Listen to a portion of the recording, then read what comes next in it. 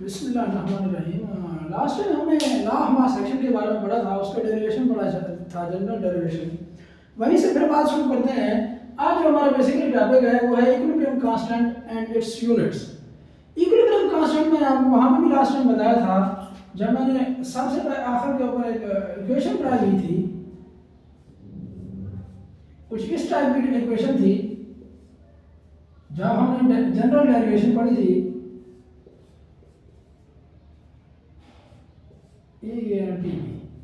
यहाँ पर अब देखें, इसको मैंने कहा था आपको, ये इक्विलिब्रियम कांस्टेंट है जो किस चीज के बराबर था, के एफ और के आर के बराबर था। क्योंकि रेट ऑफ फॉरवर्ड रिएक्शन जब रेट ऑफ रिवर्स रिएक्शन के बराबर हो जाता है तो इक्विलिब्रियम अटेन हो जाता है। उस कंडीशन को, उस स्टेट को इक्विलिब्रियम कहते हैं। ये वही केस ही है।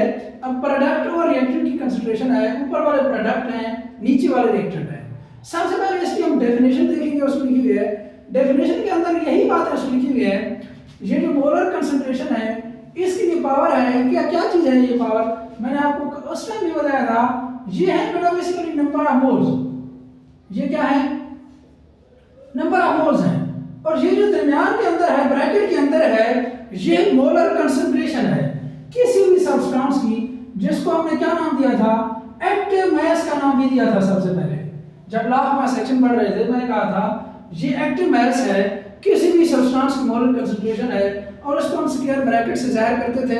और इसका यूनिट भी मैंने आपको बताया था, इसका यूनिट होता है मोल पर डेसीमीटर क्यूब। यही बात है यहाँ पर भी हमने देखी है। देखिए वो सबसे पहले डेफिनेशन के अंदर लिखता है, equilibrium constant is a ratio, ये एक निस्बत है किन के दरमियान, इन्हीं के दरमियान एक निस्बत आपको नजर आ रहा है, ये निस्बत है, प्रोडक्ट और रिएक्टेंट की निस्बत है।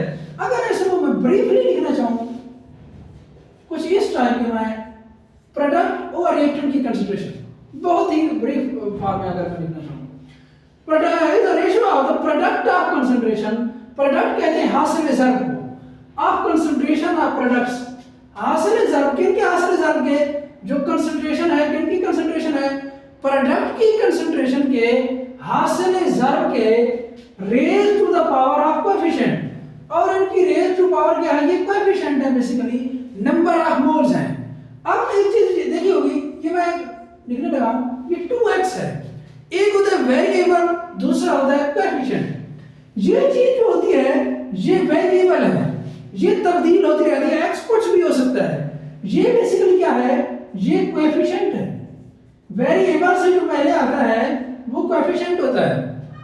वही बात उसने की है, raise to the power of coefficient to the product of concentration of reactants raise to the power of coefficient.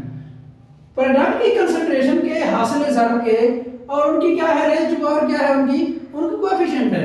अब देखिए मैंने इक्वेशन के अंदर हमने ये बात की थी, कोई इक्वेशन कुछ इस टाइप की थी, a plus bb will give us cc plus dt। अब इसी इक्वेशन को हमने इस फॉर्म में अंदर लिखा है मैंने। अब ये क्या है, प्रोडक्ट की कंसंट्रेशन के जो है ना, उनके हासिल ज़र्ब के डायरेक्टली प्रोपोर्शनल है, रेशियो है उनके दरमियान।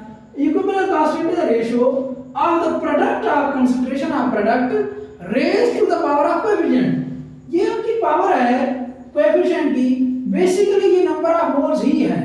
अब जब हम आगे आगे देखेंगे आपको नजर आ जाएगा, जब इनकी एग्जांपल पढ़ेंगे।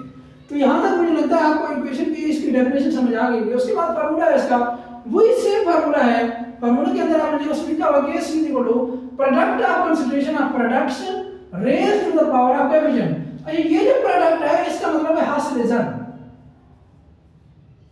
और ये जो प्रोडक्ट है ये वही प्रोडक्ट है जो उनकी कंसंट्रेशन है, उनका प्रोडक्ट है, उनका हासिल ज़र्ब है। Concentration of raised to the power of coefficient, coefficient कोई नंबर ऑफ मोल्स ही है, और divided by product of concentration of reactants raised to the power of coefficient.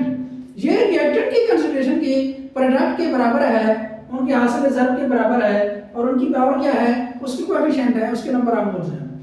उसके बाद उसने एक जबरदस्त चीज लिखी है, वो कहता है Kc has no units in the reactions with equal number of moles on both sides of equation। अगर इस साइड में भी इक्वल नंबर ऑफ मोल्स हैं, उस साइड में जितने नंबर ऑफ मोल्स हैं, प्रोडक्ट के नंबर ऑफ मोल्स अगर रिएक्टेंट के नंबर ऑफ मोल्स के बराबर हैं, तो वो कहता है उस इक्वेशन के अंदर जो Kc का यूनिट है वो कोई यूनिट नहीं होता, क्योंकि जितने नंबर ऑफ मोल्स प्रोडक्ट के पास हैं उतने number of moles he reactant के पास हैं। जितनी कंसंट्रेशन प्रोडक्ट की है उतनी कंसंट्रेशन ही रिएक्टेंट की है।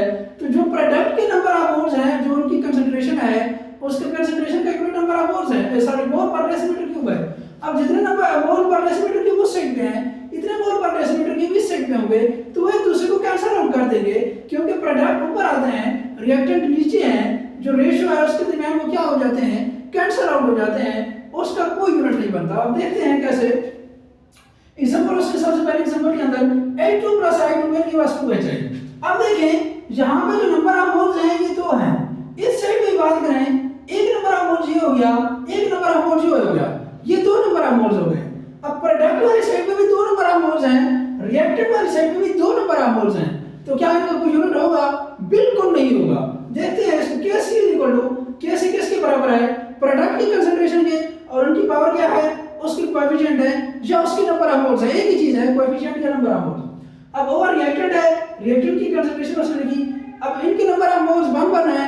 1 मैंने कहा था आपको, लिखे ना लिखे इस चीज का कोई असर नहीं पड़ता। अब उसके बाद इसकी यूनिट की बात करते हैं, मोल पर डेसीमीटर क्यूब है, इसकी कंसंट्रेशन का unit number of mole, sorry mole पर डेसीमीटर क्यूब है। मोल पर डेसीमीटर क्यूब की इसकी पावर कितनी है? 2 है, मैंने 2 लिखी। उसके बाद मोल पर डेसीमीटर क्यूब है 1 लिखे ना लिखे एक ही चीज होती है। उसके बाद मोल पर डेसीमीटर क्यूब इसका 1 लिखी या ना लिखे। अब ये एक दूसरे के साथ क्या हो जाते हैं, ऊपर भी 2 है नीचे भी 2 है, ये कैंसिल हो जाएंगे, इसका कोई यूनिट नहीं है। उसके बाद जब बात करते हैं दूसरी एग्जांपल की, N2 + 3 2 के वास्तु है 3। अब इसका केस क्या होगा? वही चीज होगी, प्रोडक्ट की कंसंट्रेशन, उसकी पावर कितनी होगी जी? Number of moles. Number of moles क्या है? 2 है, आपको नजर आ रहा है। उसके बाद रिएक्टेंट की कंसंट्रेशन डिवाइडेड बाय रिएक्टेंट की कंसंट्रेशन, रिएक्टेंट की कंसंट्रेशन N2 है, इसकी पावर क्योंकि एक नंबर ऑफ मोल्स है, एक हम लिखते नहीं है, और उसके बाद H2 हो गया, इसके नंबर ऑफ मोल्स कितने हैं जी? 3 नंबर ऑफ मोल्स है, आपको नजर आ रहा है। अब 3 नंबर ऑफ मोल्स है तो इसकी पावर में आएंगे, तो उसके बाद यूनिट इसका लिखेंगे जी मोल पर डेसीमीटर क्यूब, जहां पे कंसंट्रेशन है उस ब्रैकेट की जहां पर लिखी हुई है वो उसकी कंसंट्रेशन है, उसका यूनिट भी मैंने आपको एक्टिव मैथ्स के अंदर जब बना हुआ सेक्शन पढ़ा रहा था उसके अंदर भी मैंने आपको बताया था, इसका यूनिट मोल पर डेसीमीटर क्यूब होता है। वही मोल पर डेसीमीटर क्यूब, उसकी पावर जो है ना, नंबर ऑफ मोल जो है जितने भी हैं, अब यहाँ पे आप देख सकते हैं, यहाँ पे एक लिख दें, लिखे या ना लिखे उसका कोई असर नहीं पड़ता।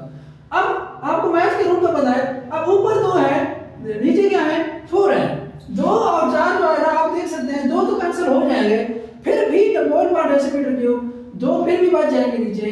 तो जब ये नीचे बच गए हैं, अब हम इनको ऊपर ले जाना चाहते हैं, जो प्लस वाली रकम है वो माइनस हो जाती है, जो माइनस वाली है वो ऊपर जाकर क्या हो जाती है? प्लस हो जाती है। मोल पर डेसीमीटर क्यूब 2 से मल्टीप्लाई करें, मोल, अब देखिए एक मोल है, मोल अब यहाँ पे 2 से मल्टीप्लाई करेंगे 2 हो जाएगा। अब जब ये ऊपर जाएगा मसावात के, तो जब ये बट्टे के ऊपर जाएगा तो क्या हो जाएगा? -2 हो जाएगा। 2 को मल्टीप्लाई करने से 3 से -6 होता है, जब ये ऊपर जाता है बट्टे के, ये क्या हो जाता है? +6 हो जाता है।